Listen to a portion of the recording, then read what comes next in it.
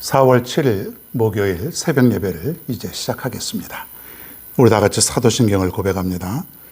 전능하사 천지를 만드신 하나님 아버지를 내가 믿사오며 그 외아들 우리 주 예수 그리스도를 믿사오니 이는 성령으로 잉태하사 동정녀 마리에게 나시고 본디오 빌라도에게 고난을 받으사 십자가에 못 박혀 죽으시고 장사한 지 사흘 만에 죽은 자 가운데서 다시 살아나시며 하늘에 오르사 전능하신 하나님 우편에 앉아 계시다가 저리로서 산 자와 죽은 자를 심판하러 오시리라.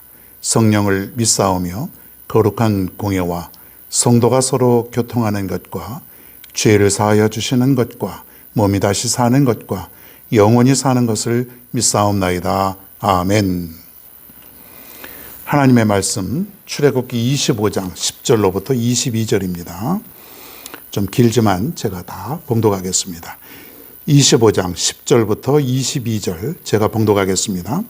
그들은 조각목으로 궤를 짜되 길이는 2규빗 반, 너비는 1규빗 반, 높이는 1규빗 반이 되게 하고 너는 순금으로 그것을 싸되 그 안팎을 싸고 위쪽 가장자리로 돌아가며 금태를 두르고 금고리 넷을 부어 만들어 그 네 발에 달되 이쪽에 2고리 저쪽에 2고리를 달며 조각목으로 채를 만들어 금으로 싸고 그 채를 궤 양쪽 고리에 꿰어서 쾌를 매게 하며 채를 쾌의 고리에 꿰은 대로 두고 빼내지 말지며 내가 네게 줄 증거판을 쾌 속에 둘지며 순금으로 속죄소를 만들되 길이는 2규빗 반, 너비는 1규빗 반이 되게 하고 금으로 그룹 둘을 속죄소 두 끝에 쳐서 만들되 한 그룹은 이 끝에 또 한 그룹은 저 끝에 그 속죄소 두 끝에 속죄소와 한 동이로 연결할지며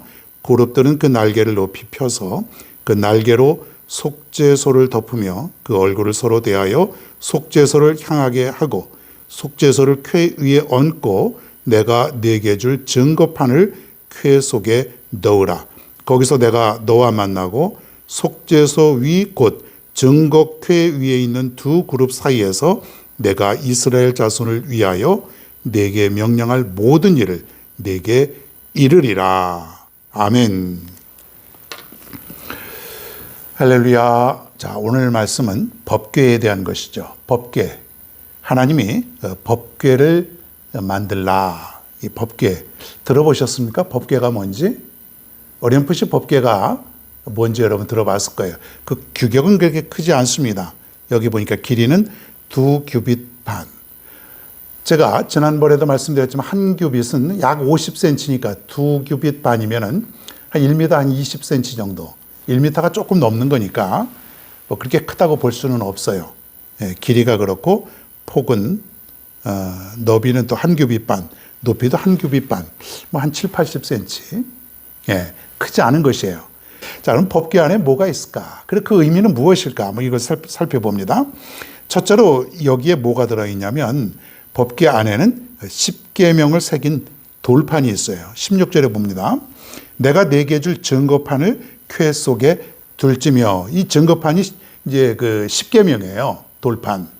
예, 그거를 증거판이라 이렇게 여기서 얘기하고 있습니다. 이것을 그 법궤 안에 넣어라 그런 얘기예요.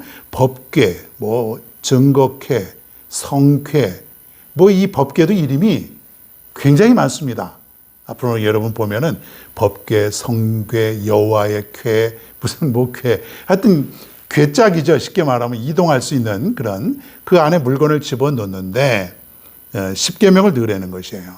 10계명, 하나님의 말씀, 그리고 하나님과 백성들과의 언약.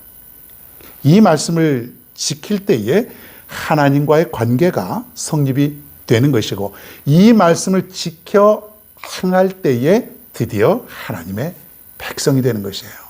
이 말씀이 없는 사람, 하나님의 백성이 아니라는 것이에요. 이 말씀을 기억하고 지킬 때 하나님은 그 지키는 자를 백성으로 삼으시고 지켜주신다는 것이에요. 얼마나 중요합니까? 너희들은 이 10계명을 잘 지켜라. 이 계명을 지킬 때 내 백성이 되고 너희들은 내가 지켜주리라. 내가 너와 함께하리라. 그런 것이죠. 이게 말씀을 지키는 자에 한해서만. 근데 말씀을 지키는 게 어려운 것이 아닙니다. 욕심을 버리고 내 것을 내려놓고 하나님을 내 마음의 중심으로 모시고 살면 자연적으로 당연히 하나님의 말씀을 지키고 살아갈 수 있다는 것이에요. 오직 말씀을 지킬 때에 구원이 있다는 것을 보여주기 위한 것이죠. 자, 그리고 여기에 정확한 우리가 해석은 아니지만은 여기에 원래는 이 법궤 안에는 이 증거궤, 즉 십계명의 그 두 돌판만 있었다 그러는데 여기에 보면은 이제 오늘 제가 말씀드리는 것은 두 가지가 더 있어요. 하나는 지팡이 하나 들어 있어요. 아론의 지팡이예요. 근데 이 지팡이는 어떤 지팡이냐면 그 싹이 난 지팡이에요. 수분이 다 말랐고 아주 빼짝 말라서 비틀어진 그런 막대기 지팡이인데 거기에 생명이 돋아나서 싹이 났다라는 것이에요. 그 당시에 그 지도자들에게 지팡이를 하나씩 주었는데 유독 아론의 지팡이에만 싹이 돋아났어요. 이것은 하나님이 뭘 보여주시려고 그러냐면 죽어버린 나무에서 생명이 싹 트는 것, 이거는 너희들은 죽은 자들이다. 너희들은 하나님이 함께하지 않으면 죽은 자들이다. 그러나 내가 함께함으로 여기에 지팡이에 싹이 나듯이 너희들도 생명을 얻게 될 것이다. 그러니까 멸망의 자식에서 생명의 자식으로 이것을 보여주시기 위해서 처음에는 그 법궤 앞에다 그냥 누워라 그랬는데 이제 계속해서 이동해야 되지 않겠습니까? 그때야 아마 법궤 안에다가 넣고 그리고 들고 이동을 했을 것이다. 이렇게 추측을 합니다. 그렇기 때문에 사실은 이제 그 법궤 안에 있다 이렇게 볼 수가 있어요. 또 하나는 뭐냐면 만나를 담은 항아리예요. 거기다가 만나를 넣고 그리고 만나를 담은 항아리를 법궤 안에다가 넣고 다닌 것이에요. 이게 무엇입니까, 여러분? 이스라엘 백성들이 광야 40년 동안 생명을 유지할 수 있었던 양식 아닙니까? 생명의 양식. 이것을 볼 때마다 하나님이 너희를 먹여주시고 너희를 살려주신 그 은혜를 생각하여라 그랬습니다. 그리고 중요한 것은 그 법궤 위에다가 똑같은 규격으로 속죄소라고 하는 것을 만들어라 그랬어요. 이게 중요한 건데, 자 17절에 보니까 순금으로 속죄소를 만들 때 길이는 2규빗 반, 너비는 1규빗 반이 되게 하고, 이 법궤와 똑같은 사이즈로 그 위에다가 속죄소를 만들어라 그런 것이에요. 쉽게 말하면 이 속죄소는 뭐냐면 덮는다라고 하는 것인데 이 법궤의 뚜껑 역할을 했어요.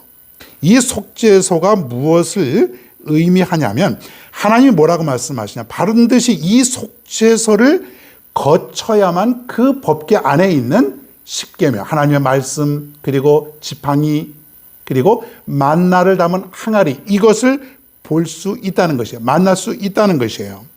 즉 뭐냐면 하나님 앞에서 속죄받은 자만이 생명과 구원을 얻을 수 있다. 이것을 오늘날 상징을 해주고 있다는 것이죠.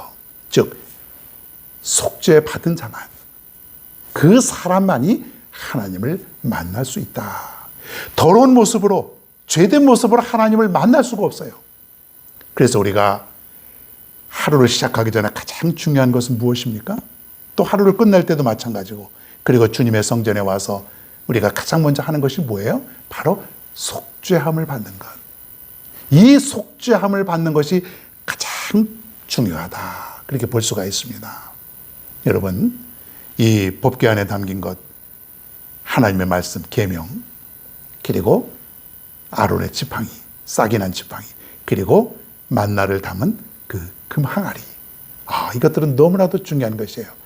하나님께서 이스라엘 백성들에게 이것을 보여주신 것은 정말 하나님의 은혜를 깨닫게 하기 위해서, 이것을 볼 때마다 하나님을 기억하고 하나님을 찬양하기 위해서 이것을 만들라고 하신 것입니다. 여러분, 특별히 오늘 속죄소라고 하는 것을 우리가 봅니다. 하나님을 만나기 위해서는, 그 하나님을 보기 위해서는 속죄소를 통과해야 된다. 즉 내 모든 죄를 속죄할 때만이 거룩한 하나님을 배울 수 있다. 이것을 우리가 깨달을 수 있길 바랍니다. 여러분, 하나님은 거룩하신 분이에요. 하나님은 죄가 없으신 분, 성결하신 분. 시내산을 볼 때의 백성들은 온통 붉은 붉게 타오르는 산 같다. 그럴 정도로 거룩한, 감히 눈을 뜨고 볼 수 없을 정도로 하나님은 거룩하신 분이다 이거예요. 그러니 우리도 거룩해야 돼요. 원래 우리는 거룩하지 못하지만 거룩할 수 있는 방법은 뭐냐면 우리는 하나님으로부터 죄사함을 받는 길입니다. 이 방법을 통하지 않고서는 결코 하나님께로 나아갈 수 없다고 하는 것, 여러분 기억하시고 날마다 속죄하는 마음으로 날마다 죄를 씻는 그러한 삶을 살아야 될 줄로 믿습니다. 여러분, 오늘도 하나님, 나는 죄인입니다. 나의 죄를 용서하시옵소서, 씻어 주옵소서. 그리하여 내가 하나님을 뵙기를 원합니다. 이러한 고백이 있어야 될 줄로 믿습니다. 하나님은 고백하는 자들에게, 죄 용서함을 구하는 자들에게 자비로움을 보여주십니다. 사랑을 베풀어 주셔서 우리의 죄를 용서하여 주십니다. 그러나 회개하지 않는 자, 하나님께 자비를 구하지 않는 자는 하나님은 만나주시지 않는다는 것이에요. 하나님의 백성이 아니라는 것이에요. 우리 하나님을 만날 수도 없고 그의 음성을 들을 수도 없는 죽은 영적인 상태가 될 수밖에 없다고 하는 것을 여러분 기억하십시오. 오늘도 우리의 죄를 용서하시고 사해 주시고 우리를 사랑으로 이끌어 주시는, 그리고 우리와 함께 하시는 그 하나님을 여러분 만나시고, 그리고 그 하나님과 동행하시는 오늘의 하루가 되길 간절히 바랍니다. 오늘의 찬양은 찬송가 254장 내 주의 보혈은, 귀한 은혜의 시간 되시길 바랍니다. 내 주의 보혈은 정하고 정하다. 내 죄를 정케 하신 주 날 오라 하신다. 내가 주께로 지금 가오니 십자가의 보혈로 날 씻어 주소서. 약하고 추해도 주께로 나가며 힘 주시고 내 추함을 곧 씻어 주시네. 내가 주께로 지금 가오니 십자가의 보혈로 날 씻어 주소서. 그 피가 맘속에 큰 증거 됩니다. 내 기도 소리 들으사 다 허락하소서. 내가 주께로 지금 가오니 십자가의 보혈로 날 씻어 주소서. 내가 주께로 지금 가오니 십자가의 보혈로 날 씻어 주소서.